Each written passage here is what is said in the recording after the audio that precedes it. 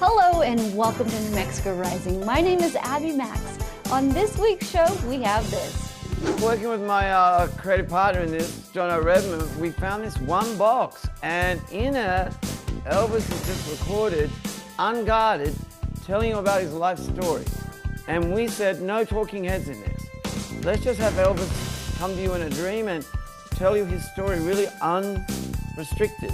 Classically, we hear stories of the severe pain that's often described as the worst pain you've ever had. So for me, I used to deal with that anxiety and that worriness about when I meet somebody new, like when I go to shake their hand, how will they receive me? And then having to overall just navigate, like, how do I manage this on my own? Because for a long time I was doing that. So the study showed that 60% of people didn't even know their heart disease risk, even though it's the #1 killer in Americans. It also showed that 50% of Gen Zers, so people under the age of 30, are actually worried about their heart, and they cited stress as the #1 risk factor. This population is very stressed out, they're feeling fatigued, they're not feeling themselves. And social media was new, it was kind of a new frontier, it was the kind of Wild West though as well, and teenagers were experimenting with it, they were just putting their entire lives online. They didn't have the hindsight that we have now about kind of, what could possibly go wrong, but also it was an era where adults weren't really looking at social media, so nobody was kind of checking up on them, there were no sort of checks and balances, and that makes that generation of teenagers at that kind of time particularly unique. They're almost like the guinea pigs of social media. And then followed by Rock You Like a Hurricane. The 80s were extremely good for the Scorpions, and with Wind of Change we topped it all in the early 90s, and those are 3 iconic songs which we still play live and which carried us through the decades, plus many other songs like Still Loving You, Big City Nights, whatever we have. all that and more right here on New Mexico Rising.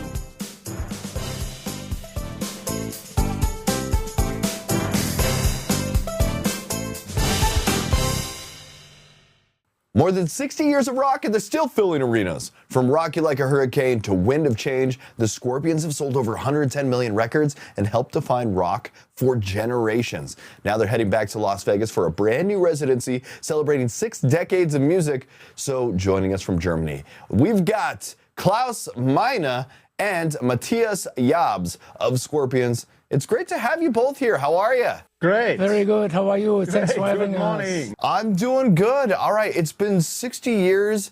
That's one heck of a long time for pretty much any business. When you look back, what stands out most about the journey from those in the early days in Hanover to now headlining another Vegas residency?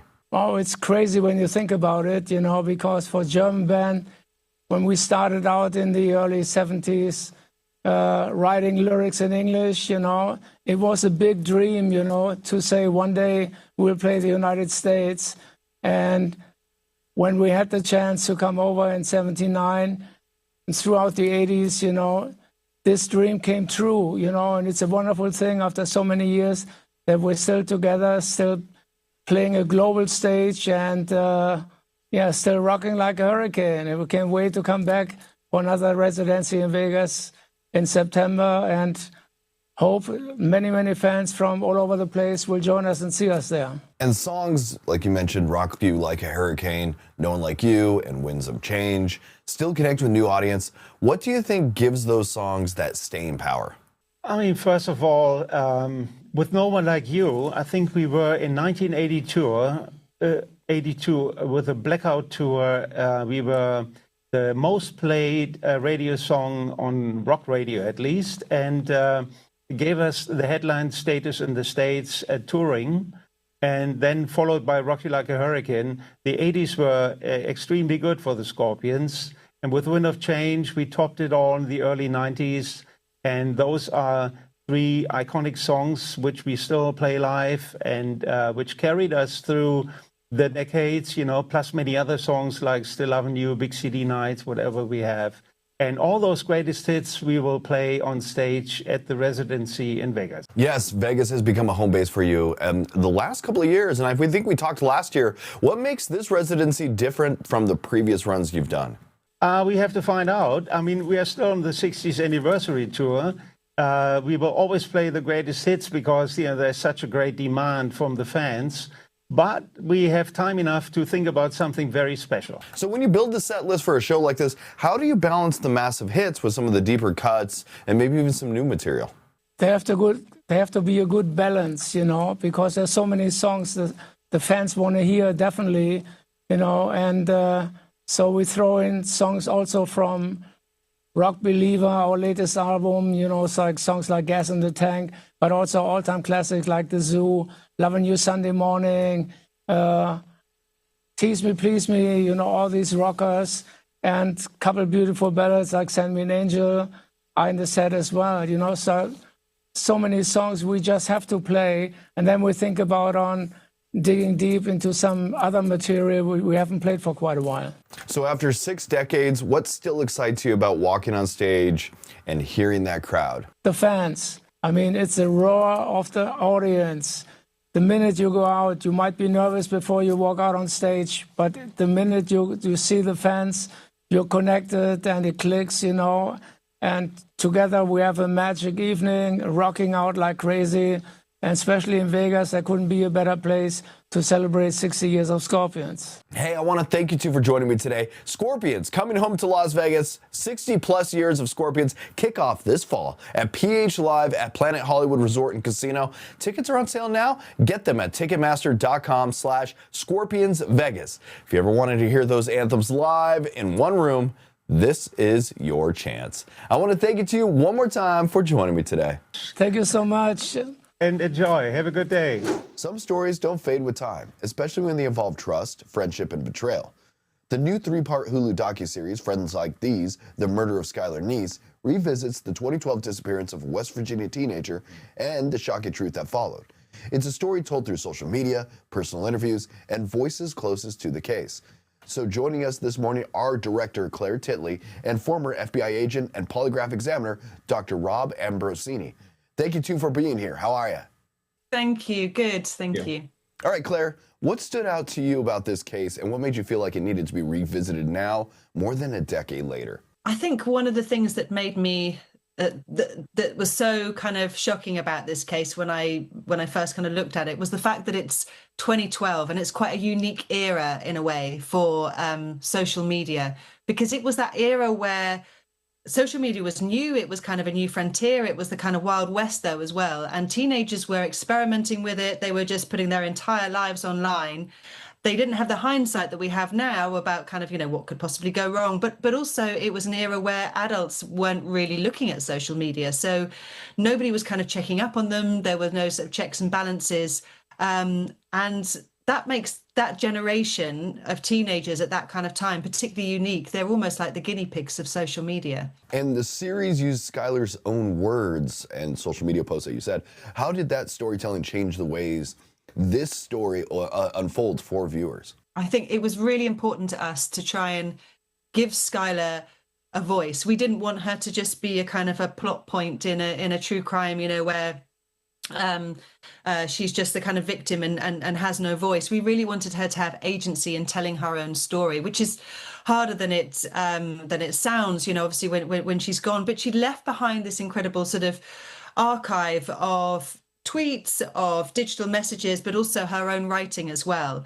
So we worked very closely with her parents to make sure that we could just bring her voice kind of front and center, and that she could at least be a part of telling this story from the inside out. So we interview her friends as well, quite comprehensively, so that we can hear this story from the 16-year-old perspective, including Skyler herself. And Dr. Ambrosini, you spent 24 years with the FBI. You've conducted thousands of polygraph exams. When you look at this case, what role did interviewing and behavioral analysis play in getting the truth?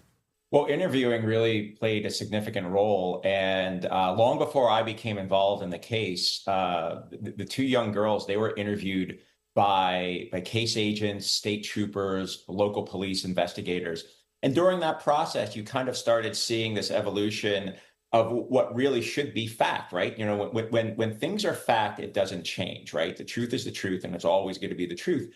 But there were indications during these interviews that really did result in kind of like this evolution of their story. And of course, when that happens, you know, the logical investigation is, why is this person changing that story, right?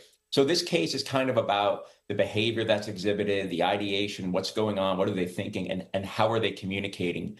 And that really speaks to the social media that you have here, which again was kind of in its infancy stage, if you will, compared to what it is now. So really, a lot of it did come down to the really significant interviews that the investigators were doing. And one of the most unsettling aspects is how normal these friendships appeared on the surface. How does this case reveal about the hidden conflict, and especially among teenagers? I think I think what we really wanted to do with this series was kind of remind people what it's like to be 16. It's very easy to forget when you become an adult, you know, and put that behind you. But about the fact that when you are that age, your brain behaves in such a way that, you know, your friends become much more important than your parents, than your family. Everything is very heightened. Your reasoning is off, if you like. Your idea of consequences, you know, is very different to that of an adult.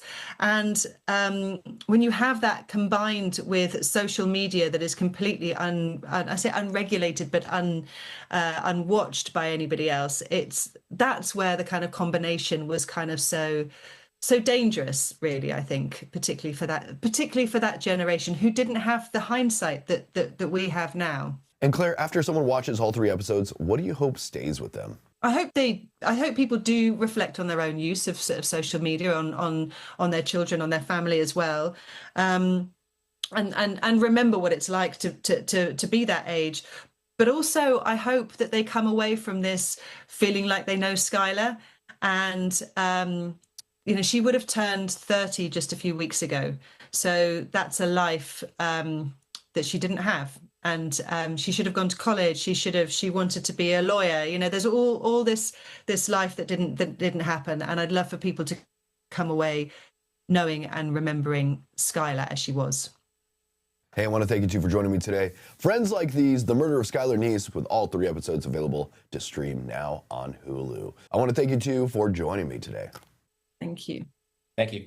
Heart disease is still the leading cause in death in the United States. Millions of Americans take statins to help lower their cholesterol, but many may not know how those medications can affect CoQ10, an important enzyme for heart health. Dr. Tanya Elliott is a dual board certified physician in internal medicine and immunology. She's joining us to explain new research and what it means for patients. Welcome, Dr. Elliott. Thanks for having me. First, what is CoQ10 and why is it important to heart health? So CoQ10 is a compound that our muscles need in order to create energy and for our muscles to function. And the highest concentration of coenzyme Q10 is in the heart. And we also have CoQ10 in other muscles in our body, but lots of times people forget your heart's not an organ, it's actually a muscle, and it needs a heck of a lot of energy. Now, coenzyme Q10 actually goes down with age. We stop producing it as much with age. It also goes down when you take statins. And statins are super important medications that people with heart disease are on because it helps to lower cholesterol levels really effectively.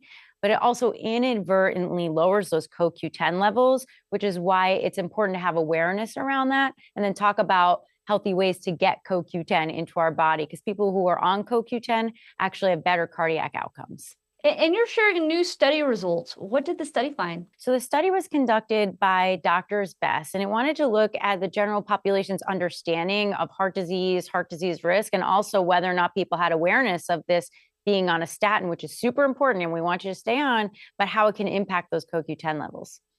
So the study showed that 60% of people didn't even know their heart disease risk, even though it's the #1 killer in Americans. It also showed that 50% of Gen Zers, so people under the age of 30, are actually worried about their heart, and they cited stress as the #1 risk factor. This population is very stressed out. They're feeling fatigued. They're not feeling themselves. And 17% of those Gen Z survey respondents were actually on a statin for high cholesterol. And very few people knew anything about this association between being on a statin, which is important for our heart, but the low coenzyme Q10 levels that are associated with that. And what steps can people take to lower the risk of heart disease? First things first is awareness, right? And even understanding what my lifetime risk is of heart disease. And so going with your doctor for your annual physical exam, but then also asking, hey, are there other tests besides just having my general cholesterol levels checked or checked for diabetes or high blood pressure? What else can I do to determine and understand my lifetime heart disease risk? There are other tests. There's blood tests that are available. There's even imaging studies that could look at whether or not there's plaque buildup in your heart, right? So you could have a general understanding of how high risk you really are. And then the second piece is understanding if you are on a statin, understanding that those CoQ10 levels can go down. And the highest concentration of CoQ10 in the diet is from organ meat. So oftentimes people are like, oh, I don't want to eat that, but I would consider a supplement. And so that's something you want to talk with your doctor about. Is CoQ10 supplementation right for you? And where could people go for more information? So to learn more about CoQ10 and then just about heart disease in general and about the study, check out doctorsbest.com. Dr. Elliott, thank you for coming on our show and talking with us today. Yeah, thanks for having me. If your hands are always itchy and cracked and irritated, it might be more than just dry skin. Experts say 1 in 10 adults could be living with chronic hand eczema, also called CHE. Here with us are Dr. Omar Noor, a board-certified dermatologist, and Jennifer Etienne, who lives with CHE and advocates for patients. Welcome and thank you both for being here. Thank you for having us. Dr. Noor, what are the signs that eczema might actually be chronic hand eczema? So the important thing to recognize is that eczema and chronic hand eczema are in fact two different diseases. And when you have red, cracked, itchy, and sometimes even painful hands that are relapsing, coming again and again, or even lasting for more than 3 months at one time, you may in fact have chronic hand eczema as opposed to the eczema that you might be feeling over the rest of your body. And what can trigger flare-ups or make symptoms worse? There's a lot of different triggers, and different patients can have different triggers. We see chronic hand eczema very frequently on certain occupations, healthcare workers, people that work a lot with their hands, food preparers, hairdressers, mechanics. There's different environmental stimuli, and unfortunately, even just stress can make your hands flare. And why do so many people miss the signs or get misdiagnosed? It's sometimes very much a delay in diagnosis. Either the patient themselves think they, in fact, just have dry skin and they power through it, they deal with the pain, they deal with the discomfort, or on our side, sometimes the presentation of chronic hand eczema varies from patient to patient. It can even be blistering in the hands. It can be just little cracks in the fingertips. It presents very differently and sometimes is just not diagnosed appropriately from even a dermatologist. And Jennifer, can you tell us about your experience living with the chronic hand eczema? For me, my experience has been just being very cautious, super paranoid about the things that I use or letting other people touch me because, you know, they may be wearing something that could potentially trigger a flare up for me. And then dealing with the insecurity of how my skin looks because my skin is broken, inflamed, itchy, super scaly and dry. So for me, I used to deal with that anxiety and that worriness about when I meet somebody new, like when I go to shake their hand, how will they receive me? And then having to overall just navigate, like, how do I manage this on my own? Because for a long time I was doing that. And how did it impact your daily life and your confidence? For me, my confidence was affected because I live in Florida and it's super hot all the time, but I've grown so accustomed to like covering up my skin, but on my hands, that's super hard to do. So it affected how I dress. I found myself just covering up so that I would not be the focus, that when people are looking at me, like they're not noticing my hands. And that for me was, as a girl, it's kind of hard because, you know, you want to wear certain things and then you're limited to it because you don't want to deal with the stares. And for me, that made me super insecure. It affected my confidence to the point where it's just like super hard for me to figure out, like, how do I make myself feel beautiful, even though my skin does not look like what society would call beautiful. And what would you say to someone who thinks they might have it? I would say, first of all, you're not alone in this. And if the symptoms are persistent, so you're experiencing inflammation, itch, dryness, super scaly skin, those are just some of the symptoms. But if that's consistent and it's affecting like your work and also your relationships, it's super important for you to go and see a dermatologist. That way you can get a proper diagnosis and then you can get a treatment plan. So that way you can get the relief that your hands are looking for. And Dr. Noor, where can viewers go to learn more or find help? So it's very important to go reach out, find your dermatologist. And if you're looking for more information, you can look online at www.learnaboutche.com. And that's CHE for chronic hand eczema. Jennifer, Dr. Noor, thank you both for being here today. Thank you for having us. Thank you so much. Kidney stones can be very painful. In fact, more than 500,000 people go to the ER each year because of them. Since March is National Kidney Month, we are learning the signs to watch out for and what treatments are available. We're joined by Dr. Jared S. Winokur, a urologist based in New York City, and kidney stone patient Crystal Jefferson. Welcome. Thanks for having us. Dr. Winokur, what are kidney stones and what symptoms should people look for? Yeah, great question. Kidney stones are actual rocks. They are rocks formed from the minerals that are typically dissolved in your urine. They will grow up in the kidney, and then eventually they will move and block the drainage of your kidney. And then you can have some pretty severe symptoms. Classically, we hear stories of the severe pain that's often described as the worst pain you've ever had. It's not uncommon to see patients also have blood in the urine, severe nausea, vomiting, perhaps even a fever suggesting an infection. And it is also worth noting that not all kidney stones will cause symptoms. We actually detect many incidentally, say on a CAT scan or a sonogram performed for another reason. And as a result, we are afforded with an opportunity to potentially treat them in advance of those symptoms that I mentioned. So very, very common situation. If you're listening and you haven't had a stone, I'm sure you know someone with it. 1 in 10 people will be affected in their lifetime, and it affects people of all ages and genders. And what treatment options are available today? And how is the new CVAC system changing the patient experience? Sure. So when a treatment is warranted, there are some really wonderful minimally invasive treatments out there that we will offer to our patients. The challenge with these treatments to varying degrees is that they can leave behind pieces of stone. Those stones themselves can further grow back into bigger stones and cause those problems and symptoms I mentioned.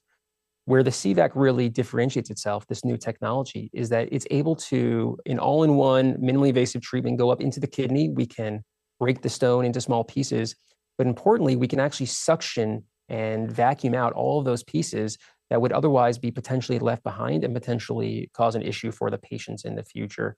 So it really is a game changer, at least in my personal practice and for my patients. And Crystal, can you tell us about your experience living with kidney stones? I'm happy to tell you about my experience. In 2009, I was a patient in the emergency room because I was vomiting and I was in excruciating pain. The kidney stone passed, however, I kept having recurring kidney stones. I knew something was wrong when my back just started to hurt and when I would stand up for a long period of time or drive for a long period of time. So I sought out a specialist, Dr. Winokur.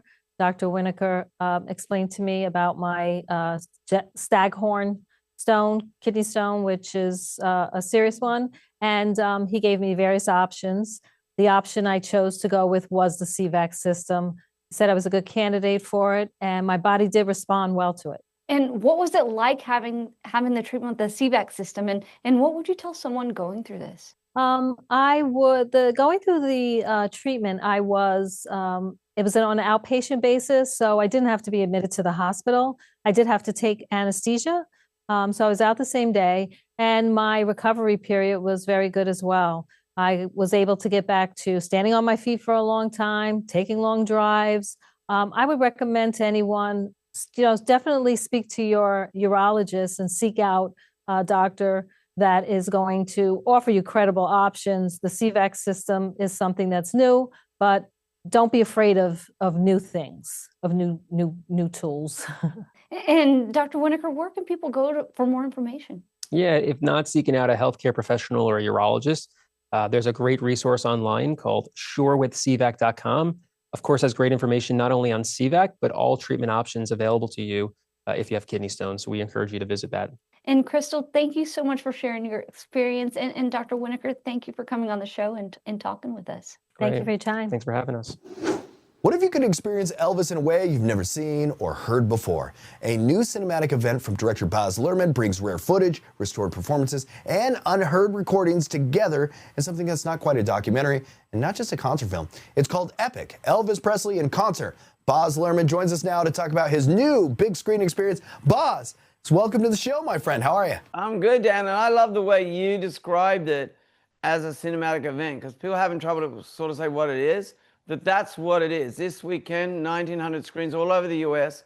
Get out and have a cinematic event, because that's what we tried to do. That's what Elvis is. And during the making of Elvis, you went searching for rumored lost concert footage, and actually found dozens of boxes that hadn't been seen in decades. What did that discovery like for you? Oh my God! Literally, we thought we'd find a reel, and we went down to these salt mines in Kansas City where they stored negative. Bang! There's 65 boxes. And 1635, some 8mm, and Peter Jackson helps us bring it back to us to a level of quality. I mean, just get to the biggest screen you can in your town. It's in every town this weekend. Just get out there and see it, because it is actually, I've seen it enough now. People like applaud during it, they dance during it. This is a movie you can really bother the other patrons, you know, bother them with your noise and your energy, because that's what it's for. And this isn't simply a restored concert film. You described it as almost a cinematic poem. How did you approach shaping Elvis's life story through this dreamlike concert experience? Well, when I was working with my creative partner in this, John Redmond, we found this one box, and in it, Elvis is just recorded, unguarded, telling you about his life story. And we said, no talking heads in this. Let's just have Elvis come to you in a dream and tell you his story really unrestricted, and music and sing along and concert moments, and he rocks out in it. Now sonically it's in 5/1. Everyone just says it sounds like it was recorded today, you know, and the audiences are reacting like that. This is the concert, the world tour that Elvis never actually had. He dreamed of having one. He never got outside the US. As we're speaking, he's in 5,000 screens all around the world right now.